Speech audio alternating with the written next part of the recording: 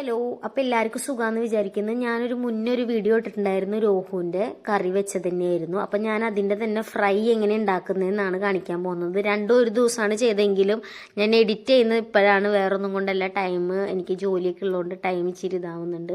അപ്പം അതുകൊണ്ട് ഇതാണ് കേട്ടോ രോഹു. അപ്പം നിങ്ങൾക്ക് അറിയാവുന്ന തന്നെയാണ്, സിമ്പിളായിട്ടുള്ളതാണ്. ഞാൻ ചെറിയ ചെറിയ പൊടിക്കൈകൾ പറഞ്ഞുതരാൻ വേണ്ടി മാത്രമാണ് ഇങ്ങനത്തെ വീഡിയോസൊക്കെ ഇടുന്നത്.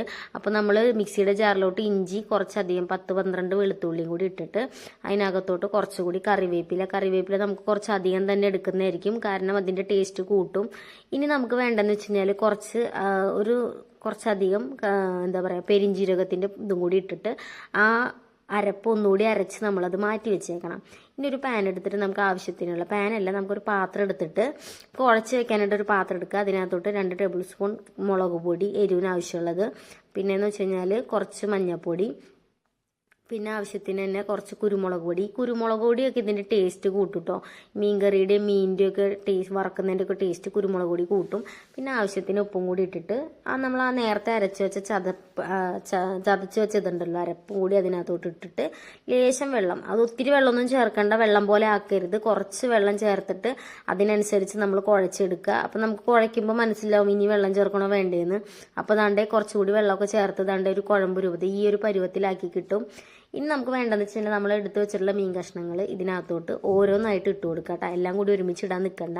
ഓരോന്ന് ഇട്ടിട്ട് അത്യാവശ്യം നമ്മുടെ കൈ വെച്ച് പരട്ടി എടുക്കുന്നതാണ് നമുക്ക് ഏറ്റവും നല്ല കാര്യം എന്ന് പറയുന്നത്. അതാവുമ്പോൾ നമുക്ക് പ്രശ്നമില്ല. ഇതിപ്പോൾ എല്ലാം കൂടി ഇട്ടിട്ട് കുഴച്ച് വരുമ്പോൾ ഒരു ഇതുണ്ടാവില്ല, എല്ലായിടത്തേക്കും പിടിക്കണമെന്നില്ല. ഇതിപ്പോൾ ഇങ്ങനെ ഓരോന്ന് എടുത്തിട്ട് ആ മസാലയൊക്കെ അതിൻ്റെ സൈഡിലും അതിനകത്തൊക്കെ ആയിട്ട് പരട്ടിയിട്ട് മാറ്റി വെക്കുക.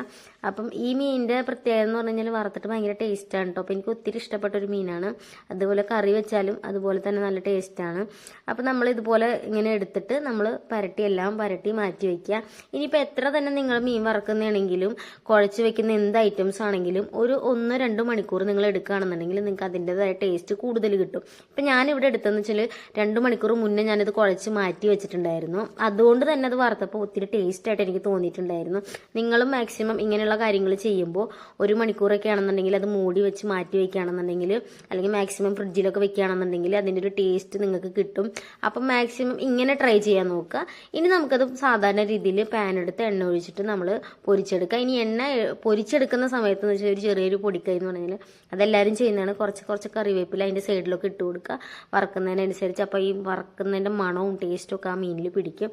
അപ്പം ഇത്രയുള്ള വീഡിയോ എന്ന് പറഞ്ഞു കഴിഞ്ഞാൽ, നോർമലി നമ്മൾ വറുത്ത് കഴിക്കുമ്പോഴാണെങ്കിലും ഒത്തിരി എന്ത് ഇതാണെന്നുണ്ടെങ്കിലും ഒത്തിരി അങ്ങ് കരിച്ച് പൊരിച്ച് അങ്ങനെയൊന്നും കഴിക്കാൻ പാടില്ല.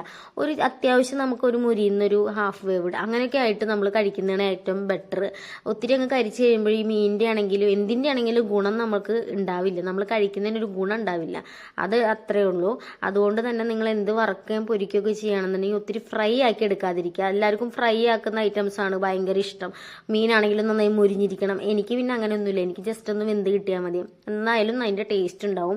അപ്പം നമ്മൾ മാക്സിമം ഇത് ഒരു 10-15 മിനിറ്റ് കഴിയുമ്പോൾ തിരിച്ചും മറിച്ചിട്ട് കൊടുത്ത് 2 സൈഡും അത്യാവശ്യം വേവായി കഴിഞ്ഞാൽ നമുക്ക് എടുക്കാവുന്നേ ഉള്ളൂ. എനിക്കെന്ന് പറഞ്ഞു കഴിഞ്ഞാൽ മീനിനോട് ഭയങ്കര കമ്പാണ്. എല്ലാവർക്കും മീൻ വറക്കുന്നതൊക്കെ ഇഷ്ടമാണ്. അപ്പം നിങ്ങളെല്ലാവരും ഇതുപോലെ ട്രൈ ചെയ്യുക. ഇപ്പോൾ ഒരു നല്ല മണം വരും കേട്ടോ. കറിവേപ്പിലിടുമ്പോൾ നല്ല അടിപൊളി മണം വരും. അപ്പോൾ ഇതുപോലത്തെ പൊടിക്കൈകൾ യൂസ് ചെയ്താൽ നിങ്ങളുടെ പാചകങ്ങളൊക്കെ മെച്ചപ്പെടുത്താൻ പറ്റും. ഞാനും ഇതുപോലെ യൂട്യൂബും കാര്യങ്ങളൊക്കെ നോക്കിയിട്ട് തന്നെ ഇത് പഠിച്ചത്. ദാണ്ടേ മീൻ റെഡി ആയിട്ടുണ്ട്. ഇതാണ് കേട്ടോ വറുത്ത് വരുമ്പോൾ ഈ ഒരു പരുവത്തിൽ ഞാൻ എടുക്കും കേട്ടോ. എനിക്ക് കൂടുതലും പൊരിക്കുന്നതൊന്നും ഇഷ്ടമല്ല. ഈ ഒരു അത്യാവശ്യം ഇതുണ്ടാവും, മസാലയൊക്കെ പിടിച്ച് കഴിയുമ്പോഴത്തേനും അത് ടേസ്റ്റ് ആയിട്ടുണ്ടാവും.